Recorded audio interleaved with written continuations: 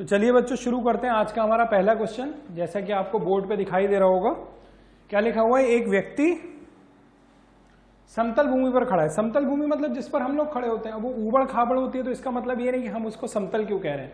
यहाँ पर समतल का सेंस ये है कि वो जमीन एकदम क्षैतिज तल पे क्षैतिज है, बिल्कुल एकदम ठीक है, ऊबड़ खाबड़ नहीं है। तथा प्रकाश स्तंभ, प्रकाश स्तंभ का मतलब जैसे जो स्ट्रीट लाइट होती है ना, गली वगैरह में खंबे लगे रहते हैं, लाइट लगी होती है, हमारे से ऊंचाई पे लगी होती है ना, तो ऐसे देखते हैं, यानी उन्नयन कोण बनता है। अभी इस सवाल में समझ में आएगा। अच्छा, जितनी ऊंचाई दूरी की प्रॉब्लम है ना, तुम अगर इमेजिन करना चाहोगे तो कर लोगे। तो एक व्यक्ति समतल भूमि पर खड़ा है तथा प्रकाश स्तंभ से इसका उन्नयन कोण 30 डिग्री है। तो जब समतल पर खड़ा है, ऊपर देख रहा होगा प्रकाश स्तंभ को, प्रकाश को, तो 30 डिग्री का कोण बन रहा है। तो एक काम करते हैं, यहां पर एक डायग्राम बनाने की कोशिश करते हैं। ये प्रकाश स्तंभ हो गया, ये हमारा समतल हो गया, और यहां से यहां पर वो आदमी है और यहां से वो देख रहा है ऐसे प्रकाश स्तंभ को। ये प्रकाश स्तंभ है, यहां पर इसको देख रहा है। तो कितने डिग्री का कोण बना रहा है बच्चों? 30 डिग्री का कोण यहां पर बना रहा है, 30 डिग्री का कोण बना रहा है। आगे बढ़ते हैं। प्रकाश स्तंभ व व्यक्ति के बीच की दूरी 100 मीटर है। तो ये हमारा प्रकाश स्तंभ है और ये व्यक्ति है, तो दूरी बीच की कितनी दी हुई है बच्चों? 100 मीटर दी हुई है, 100 मीटर ये दिया हुआ है आपको। प्रकाश स्तंभ की ऊंचाई हमें ज्ञात करनी है, तो प्रकाश स्तंभ की ऊंचाई को मैं h मान लेता हूं और यही हमें पता करना है। ठीक है बच्चों, चलिए आगे देखते हैं। पहले आप ये देखेंगे कि इस त्रिभुज में, समकोण त्रिभुज है ये 90 अंश है, क्योंकि ये क्षैतिज है और जो खंबा लगा है वो ऊर्ध्वाधर है, तो ये 90 डिग्री बना हुआ है यहाँ पे। अब आप देखेंगे कि इसमें लंब, आधार और कर्ण क्या है। तो 90 डिग्री के सामने वाली भुजा कर्ण होती है, यानी ये वाली साइड जो होगी बच्चों, ये क्या होगी? कर्ण होगी। ठीक, इसके बाद में अगर मैं 30 डिग्री वाले 30 अंश वाले कोण की बात करूंगा, तो कोण के सामने वाली भुजा क्या होती है? लंब होती है, यानी ये हो गई लंब। लंब का सिंबल जो होता है वो ऐसे बनाते हैं हम लोग। और तीसरी भुजा जो बच गई, ये हमारी बच्चों क्या हो गई? आधार हो गई। तो अब आप थोड़ा ध्यान से देखिए बच्चों कि हमको हाइट पता करनी है, एच पता करना है, यानी लंब पता करना है, आधार दिया है। तो लंब और आधार साइन में आता है, कॉस में आता है, टेन में आता है। किस फॉर्मूले में आता है? तो जरा मैं आपको एक बार पीछे स्लाइड करके दिखा देता हूं। आप देखो जरा, लंब और आधार किस में आ रहा है? टेन में आ रहा है और कॉट में आ रहा है ना? तो मैं टेन थीटा यूज करता हूं। ठीक, चलिए वापस आ गए अपने क्वेश्चन पर हम लोग। तो मैं टेन थीटा यूज करता हूं, देखिए जरा। तो मैं लिखूंगा टेन 30 डिग्री बराबर हो जाएगा लंब बटे आधार। तो लंब हमारा कितना है भाई? लंब बटे आधार। ठीक है बच्चों। अब टेन 30 की वैल्यू कितनी होती है? मान कितना होता है? 1/√3 इज इक्वल टू लंब क्या हो गया बच्चों यहाँ पर h, और आधार कितना हो गया बच्चों? 100। ये हो गया। इस 100 को आप इधर ले जाओ तो h का मान कितना हो जाएगा? h का मान हो जाएगा 100/√3। वैसे तो ये आंसर तुम्हारा हो गया, इसके आगे मीटर लिख दोगे ठीक है, लेकिन इस तरह से आंसर नहीं लिखा जाएगा। नीचे √3 हटाओ तो क्या करेंगे? √3 से ऊपर नीचे गुणा कर देते हैं हम लोग। ऊपर नीचे क्या कर देते हैं? गुणा कर देते हैं। तो ये √3 और ये भी √3 से हमने गुणा करी, तो h बराबर कितना आ जाएगा? 100√3, और यहाँ √3 गुणा √3 बच्चों क्या हो जाएगा? 3 हो जाएगा।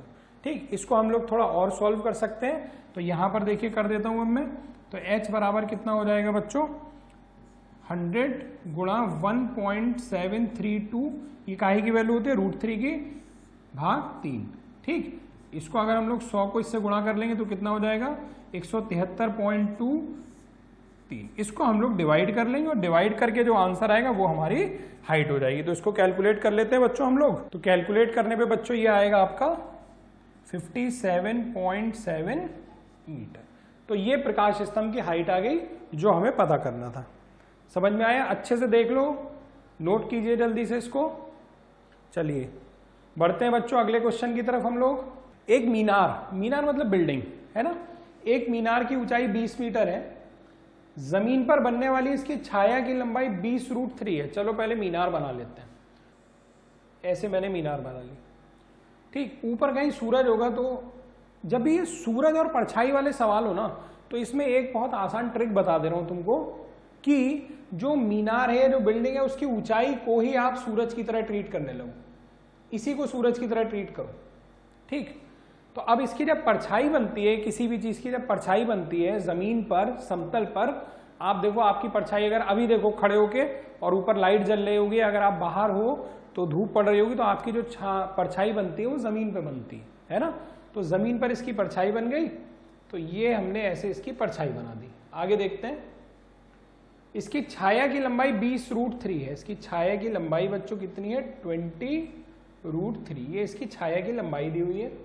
सूर्य का उन्नयन कोण हमें ज्ञात करना है। उन्नयन कोण, ये सूरज है तो हमें ये उन्नयन कोण हमें ज्ञात करना है। तो ऐसे हमने मिलाया इसको, यानी ये उन्नयन कोण हो गया, इसको मैंने थीटा लिख दिया, ये हमें पता करना है। और मीनार की ऊंचाई बच्चों हमें कितनी दी हुई है? 20 मीटर दी हुई है। ठीक, तो बहुत सिंपल है ये तो यार, बहुत सिंपल है।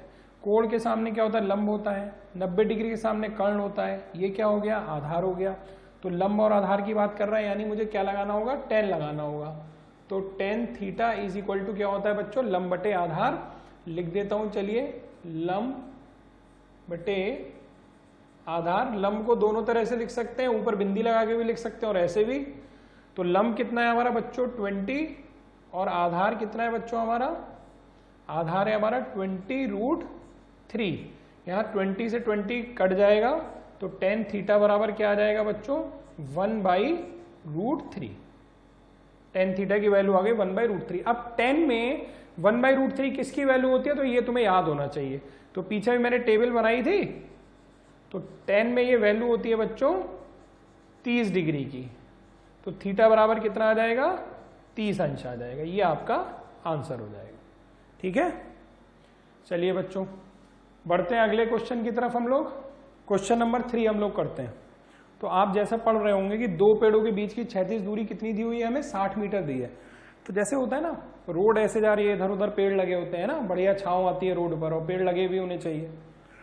तो उनके बीच की दूरी जो है वो 60 मीटर है। और सारे पेड़ जो होते हैं वो बराबर हाइट के तो नहीं होते, हो सकता है इधर वाला पेड़ बड़ा हो, इधर वाला छोटा हो, या दोनों बराबर हो, बड़े छोटे हो सकते हैं।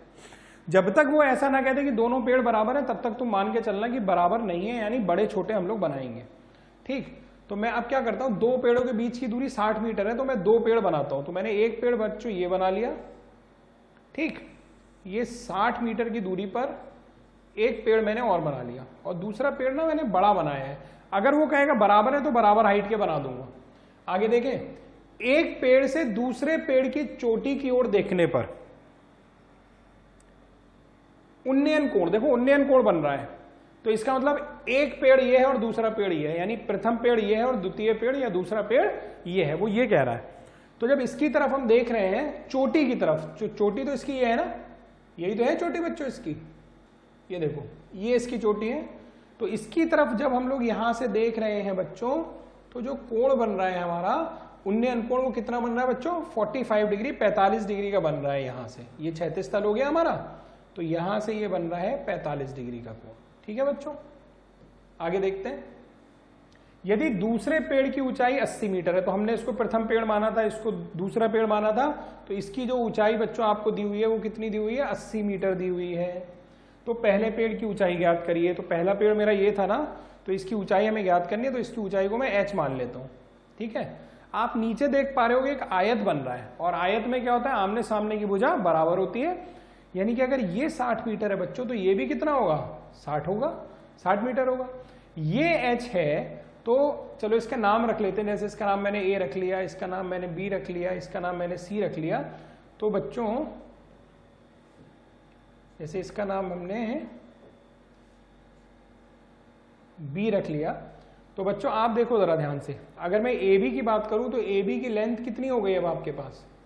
AB की लेंथ कितनी होगी? पूरा 80 था, इतना h है, तो ये भी तो h हुआ। तो 80 में से ये वाला h माइनस कर दीजिए तो AB आ जाएगा। तो कितना आ जाएगा? 80 माइनस h। ये काहे की वैल्यू हो गई बच्चों? AB की वैल्यू हो गई।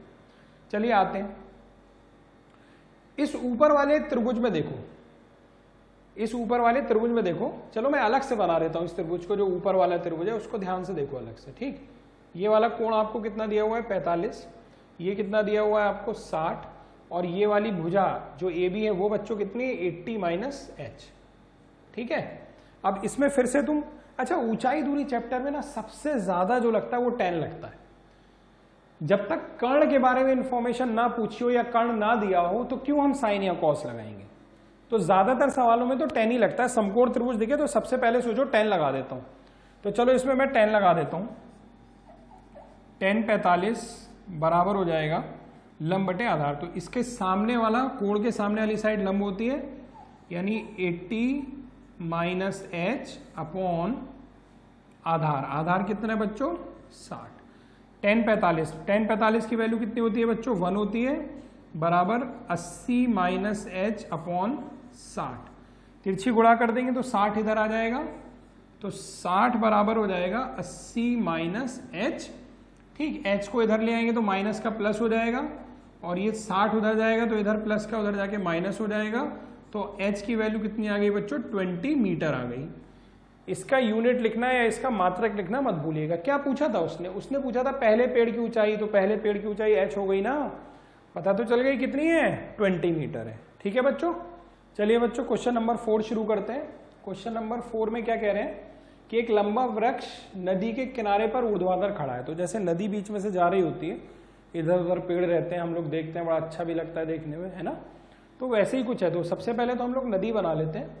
तो नदी जब हम लोग बनाएंगे तो मैंने ऐसे करके सपोज करिए नदी बना ली ऐसे, ठीक।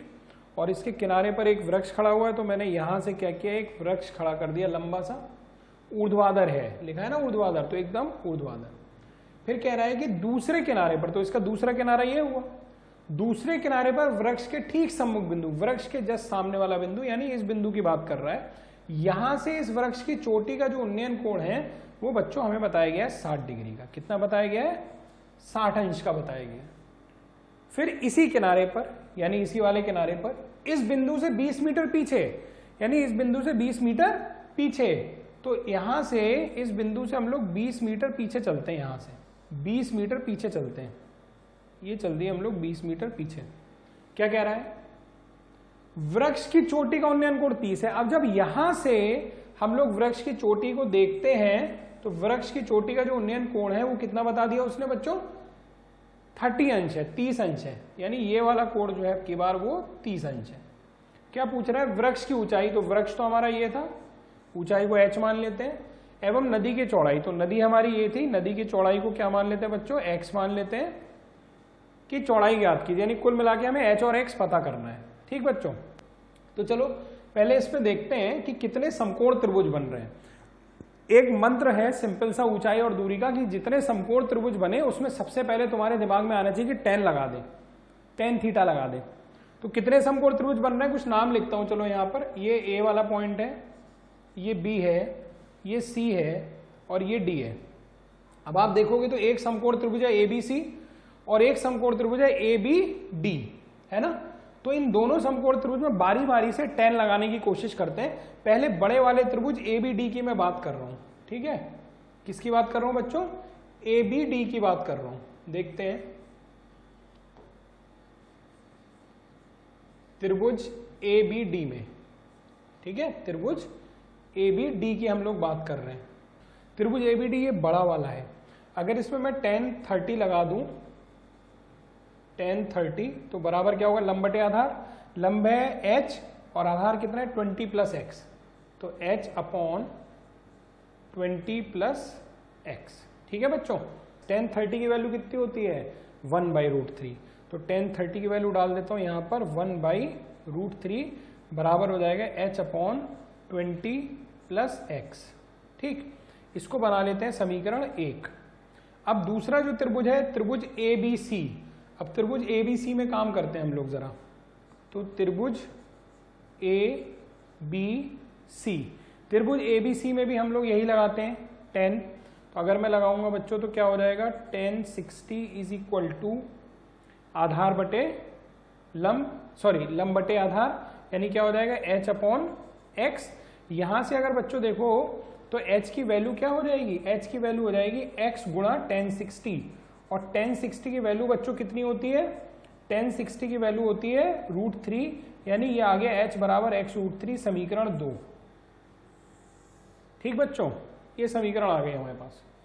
इन दो समीकरणों से भी सॉल्व करेंगे तो हमारे पास आंसर आ जाएगा। चलिए समीकरण 1 में h की वैल्यू डाल देते हैं। तो समीकरण 1 क्या थी हमारी? 1/√3 बराबर h की वैल्यू x√3, x√3 बटे 20 प्लस x, 20 प्लस x। तिरछी गुणा कर देते हैं, तो 20 प्लस x बराबर कितना हो जाएगा? x√3 into x root 3। तो ये हो जाएगा 20 plus x is equal to root 3 into root 3 कितना होता है बच्चों 3, तो कितना हो जाएगा 3x। ठीक, तो यहां से 20 बराबर कितना हो जाएगा, ये प्लस का x है, उधर जाके क्या हो जाएगा माइनस x, तो 3x माइनस x, तो 20 बराबर कितना आ जाएगा 2x, तो यहां से x बराबर क्या हो जाएगा 20/2 यानी कि 10। तो x की वैल्यू तो हमारे पास आ गई, यानी नदी की चौड़ाई मिल गई। अभी ऊंचाई और पता करनी है, यानी h और पता करना है। तो समीकरण 2 में देखो h बराबर x रूट 3, तो समीकरण 2 से देखेंगे। अब समीकरण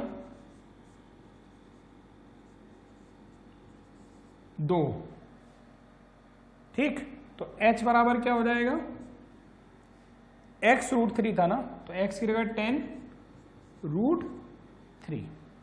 ठीक, और रूट 3 की वैल्यू याद होनी चाहिए 1.732, गुणा करेंगे तो h बराबर आ जाएगा 17.32 मीटर। ठीक बच्चों, तो 2 आंसर हम लोग ने यहां से पूछे गए थे, दोनों आंसर हम लोग ने निकाल दिए। एक आंसर ये निकाल दिया और एक आंसर ये निकाल दिया। ठीक, क्वेश्चन नंबर 5 पढ़ लीजिए आराम से। एक क्षैतिज तल पर एक व्यक्ति, यानी क्षैतिज तल पर एक आदमी है, ठीक है ना। तो क्षैतिज तल पर अगर आदमी है तो चलो पहले बना लेते हैं आदमी, यहां पर बनाता हूं, चलो इस बार डायग्राम। क्षैतिज तल पर आदमी है ना, तो ये हमारा क्षैतिज तल हो गया, इस पर कहीं आदमी होगा। तल पर एक व्यक्ति का मीनार के ऊपरी सिरे से, तो एक मीनार भी है, तो एक मीनार बना लेते हैं बच्चों यहां कहीं, ये देखिए मीनार बना ली। और इस व्यक्ति का जो व्यक्ति यहां पर है, इसका यहां पर जो ये मीनार है, मीनार के ऊपरी सिरे से जो उन्नयन कोण है वो कितना है बच्चों, सवाल में दे रखा है 30 अंश का है। तो ये वाला कोण हो गया बच्चों कितना, 30 अंश। आगे देखें, यदि वह व्यक्ति मीनार की ओर क्षैतिज दिशा में 50 मीटर चलता है। अब यही आदमी जो है वो मीनार की तरफ 50 मीटर चल रहा है, तो यहां से चल के मान लीजिए यहां कहीं आ गया वो, तो ये डिस्टेंस उसने कितनी कवर करी, 50 मीटर कवर करी, यहां कहीं पहुंच गया। अगर यहां कहीं पहुंच गया तो मीनार के ऊपरी सिरे से उसका उन्नयन कोण 60 अंश हो जाता है। यानी अब जब वो यहां से मीनार का ऊपरी सिरा देख रहा है तो उसका जो उन्नयन कोण है वो कितना हो गया, 60 अंश का हो जा रहा है। ठीक है, मीनार की ऊंचाई ज्ञात कीजिए, तो मीनार की ऊंचाई को h मान लेते हैं, तो ये हमें ज्ञात करना है। अच्छा, ये वाली दूरी भी हमें पता नहीं है, तो जो दूरी नहीं पता है तो उसको मैं x मान लेता हूं। तो बच्चों अभी जस्ट पिछला जो हमने क्वेश्चन किया था कुछ कुछ वैसे ही है। तुम सबसे पहले ये चेक कर लो कि कितने इसमें समकोण त्रिभुज हैं। तो समकोण त्रिभुज के पॉइंट में लिख देता हूं इसमें, ये पॉइंट A है, ये B है, ये D है और ये C है। तो इसमें 2 समकोण त्रिभुज दिखाई दे रहे हैं बच्चों। एक तो ये मुझे ABD वाला दिखाई दे रहा है और एक ये ABC वाला दिखाई दे रहा है। तो पहले मैं एक काम करता हूं, समकोण त्रिभुज ले लेता हूं ABD वाला, छोटा वाला ले लेता हूं ये वाला। तो अगर मैं समकोण त्रिभुज लूंगा ABD, देखिएगा ध्यान से बच्चों, ABD ले लेता हूं और इसमें मैं लगाता हूं बच्चों 10 60 लगाता हूं, है ना, 10 60 लगाता हूं। तो 10 60 बराबर क्या हो जाएगा, लंब बटे आधार। तो इसमें लंब कितना है बच्चों, h है, और आधार कितना है, x है। तो मैं इसको लिख सकता हूं 10 60 बराबर h/x। फिर 10 60 की वैल्यू कितनी होती है, 10 60 की वैल्यू बच्चों कितनी होती है, √3 होती है। तो मैं यहां पर इसका मान डाल देता हूं, √3 इज इक्वल टू h/x। यहां से अगर मैं देखूंगा तो h बराबर कितना आ जाएगा बच्चों, x उधर जाके गुणा हो गया, ये आ जाएगा x √3। ये हमारी समीकरण 1 बन गई। ठीक, अब मैं दूसरे त्रिभुज की बात कर रहा हूं। कौन सा दूसरा त्रिभुज, एक और समकोण त्रिभुज है ना, ये बड़ा वाला ABC। तो इस त्रिभुज की बात अगर मैं करता हूं तो त्रिभुज ABC में देखेंगे सब लोग ध्यान से। ठीक, त्रिभुज ABC में अगर हम लोग बात करें तो त्रिभुज ABC भी तो एक समकोण त्रिभुज है ना, है कि नहीं, ABC। अगर इसमें मैं 10 30 लगाऊंगा तो लंब होगा ये पूरा h और आधार होगा ये पूरा 50 + x। ठीक है, तो लगा देते हैं जरा, आप लोग भी साथ साथ लगाते चलो। तो यहां से हो जाएगा, अब की बार कोण हो गया मेरे पास 30, तो ये हो जाएगा 10 30 इज इक्वल टू क्या हो जाएगा, लंब कितना है देखो जरा, 30 डिग्री के सामने वाली साइड क्या है h, और आधार कितना है 50 + x। तो यहां पर दोनों वैल्यू रख देते हैं, तो ये हो जाएगा h अपॉन 50 प्लस x। अब हम लोग tan 30 का मान अगर बच्चों मैं यहां रखूंगा तो कितना हो जाएगा, ये 1/√3 हो जाएगा। तो मैं यहां लिख देता हूं 1/√3 is equal to h upon 50 plus x, तिरछी गुणा कर देता हूं, तो 50 प्लस x बराबर √3, उधर गुणा हो जाएगा तो h गुणा √3 यानी h√3 हो जाएगा।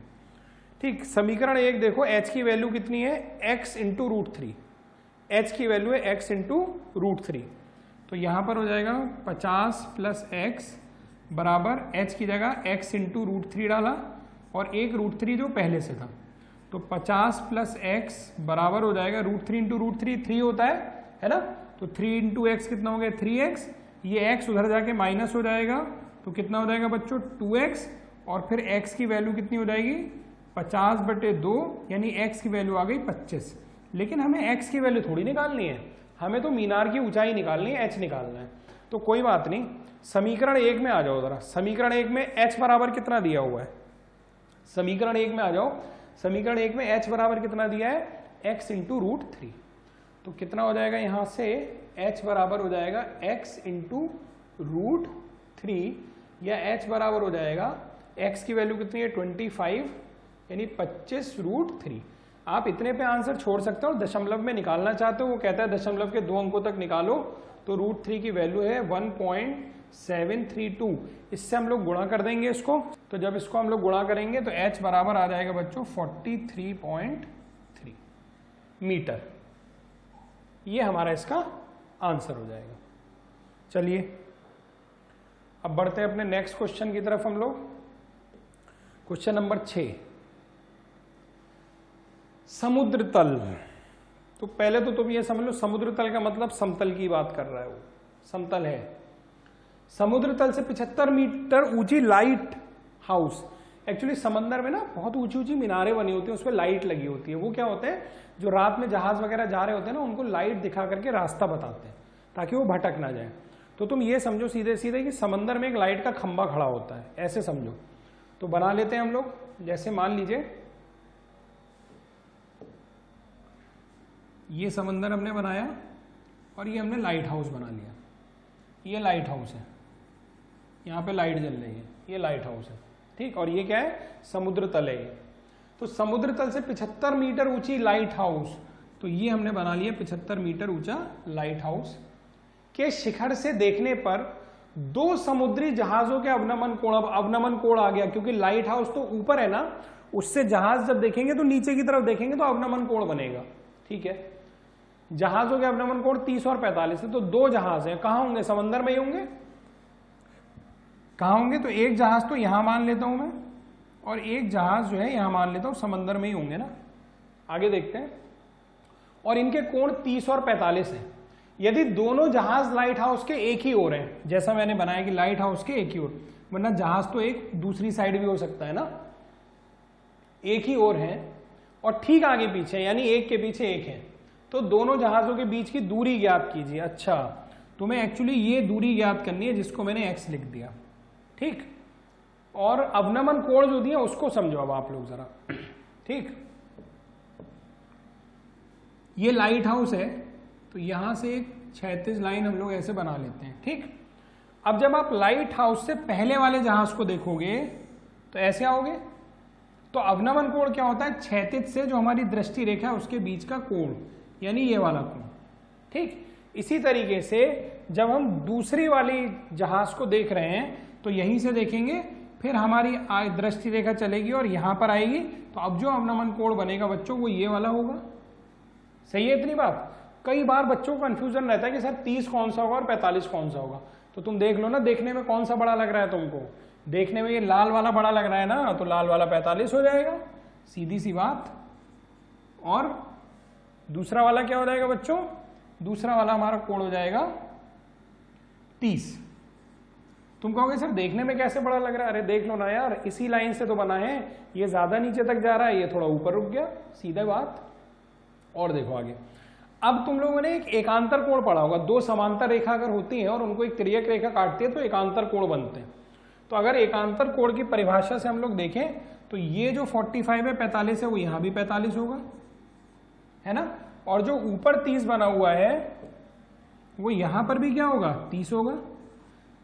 अवनमन कोण जरूर दिए हैं लेकिन उससे मैंने देखो डायग्राम या चित्र वैसे ही बना लिया जैसे हमारे उन्नयन कोण बने होते थे, ठीक है ना। अवनमन कोण और उन्नयन कोण अगर हम लोग ऐसे डायग्राम में देखें तो बराबर ही होते हैं, ठीक। अब तुम्हें फिर इस त्रिभुज में दो समकोण त्रिभुज दिखाई दे रहे होंगे और यही मैंने तुमसे कहा है कि तुम पहचान लो कि कितने समकोण त्रिभुज तुम्हारे इस पूरे चित्र में दिखाई दे रहे हैं, ठीक। तो दो समकोण त्रिभुज है ना, एक हो गया ABD और एक समकोण त्रिभुज हो गया ABC। दो समकोण त्रिभुज, बिना सोचे समझे क्या मंत्र बताया मैंने, क्या बताया, रिकॉल करो। समकोण त्रिभुज देखेंगे और दोनों समकोण त्रिभुज में, तीनों समकोण त्रिभुज में जितने समकोण त्रिभुज हैं उसमें सबसे पहली कोशिश करेंगे कि किसी तरह tan लगा दें, किसी तरह tan थीटा लगा दें। तो चलो लगाने की कोशिश करें। तो चलो सबसे पहले, अच्छा ये डिस्टेंस x है, ये वाली डिस्टेंस मुझे पता नहीं है तो इस डिस्टेंस को मैंने चलो y लिख दिया भाई, जरूरत होगी तो निकालेंगे, नहीं जरूरत होगी तो नहीं निकालेंगे। चलिए तो सबसे पहले मैं क्या करता हूं कि इस वाले ट्राइंगल में, किसी भी ट्राइंगल में तुम ऐसा नहीं कि पहले कौन सा ट्राइंगल चुने, जो मन करे वो चुन लो। तो पहले मैं ट्राइंगल चुन लेता हूं ABD। तो इस ट्राइंगल ABD को जब हम लोग चुनेंगे तो अब देखिए जरा, यहां लिख देता हूं ट्राइंगल ABD में लगा रहा हूं 10। तो ट्राइंगल ABD देखिए, ये है ना ABD, तो कोण कितना है 45, तो यहां पर हो जाएगा tan 45 बराबर लंब बटे आधार। तो इसके हिसाब से अगर लंब देखोगे बच्चों कितना है 75 और आधार कितना है इसका y है। तो कितना लिख दूं मैं यहां पर, मैं लिख देता हूं 75/y। tan 45 की वैल्यू हम सब जानते हैं 1 होती है, 75/y। y उधर ले जाके मल्टीप्लाई करेंगे तो y की वैल्यू कितनी आ गई 75 आ गई। ये एक वैल्यू हमें पता चल गई। अब दूसरा ट्राइंगल देखते हैं। दूसरा समकोण त्रिभुज बच्चों कौन सा इसमें दिखाई दे रहा है, ये बड़ा वाला ABC, ये वाला त्रिभुज दिखाई दे रहा है। इसमें भी tan लगा देते हैं, देखते हैं क्या होगा, सब सही होगा, तुम लगाओ। चलो दूसरे ट्राइंगल में लगाते हैं। दूसरे ट्राइंगल के लिए दूसरा कलर चूज कर लेते हैं। तो tan 30 is equal to, tan 30 is equal to again लंब बटे आधार। तो 30 डिग्री है ना, तो लंब कितना है 75 और आधार कितना है x प्लस वाई, पूरे त्रिभुज का, है ना। ध्यान से देख लो, बड़े त्रिभुज को देख रहे हो अब तुम। तो इस बड़े त्रिभुज का पूरा आधार कितना है x प्लस वाई और ये कितना है 75।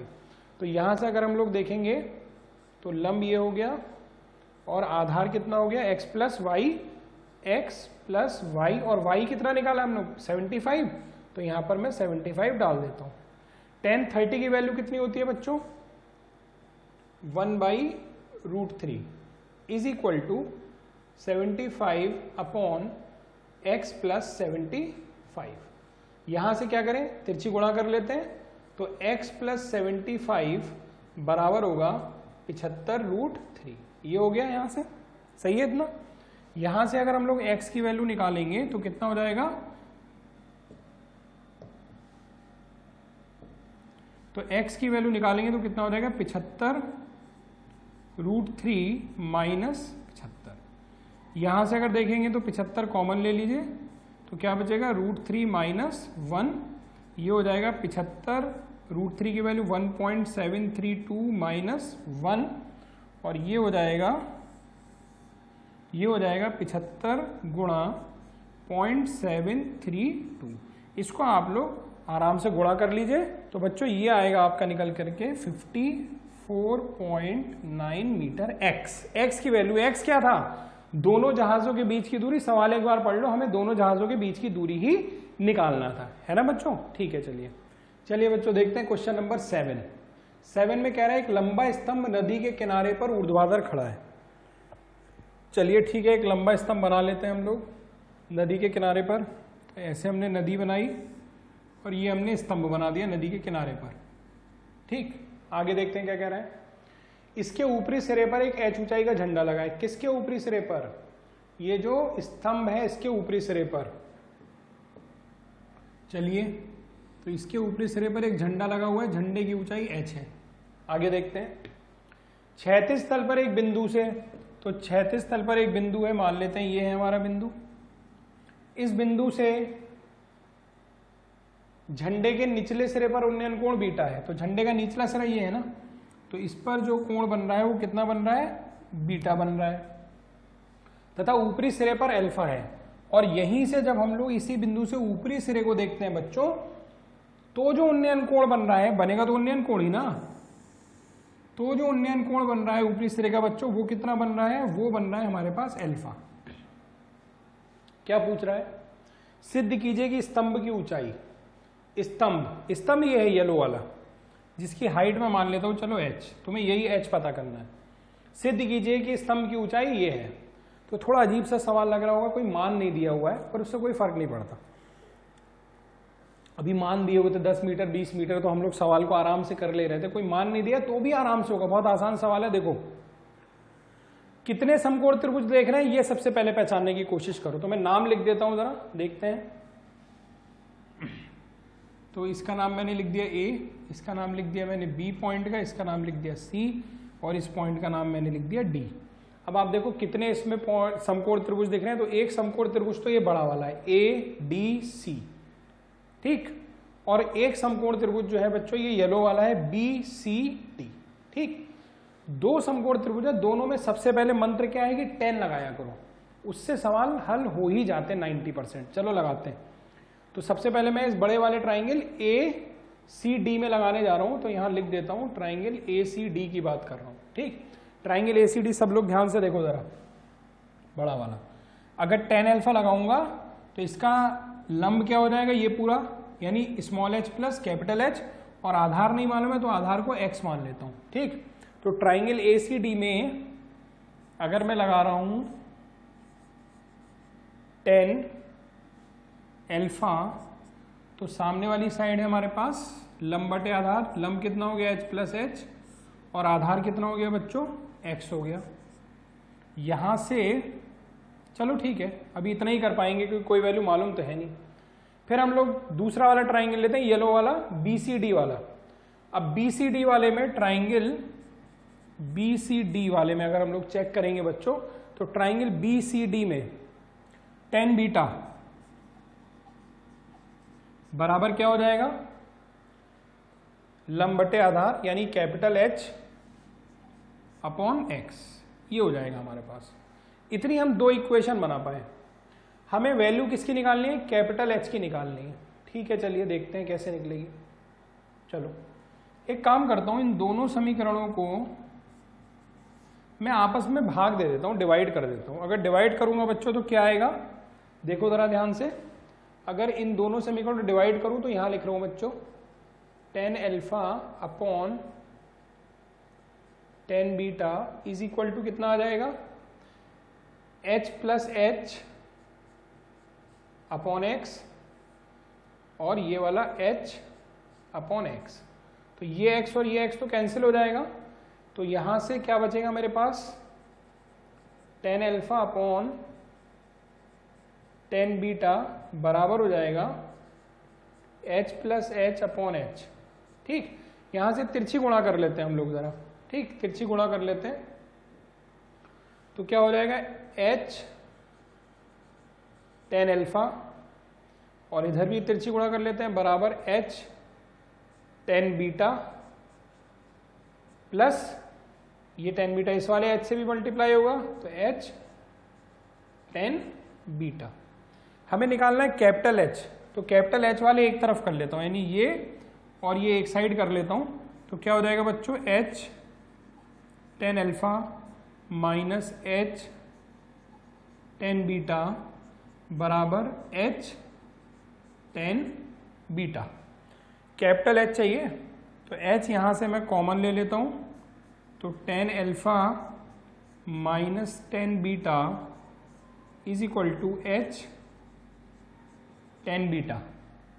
और यहां से कैपिटल H की वैल्यू अगर मैं निकालूंगा तो ये पूरा पूरा उसके नीचे चला जाएगा, तो क्या हो जाएगा, h 10 beta upon 10 alpha minus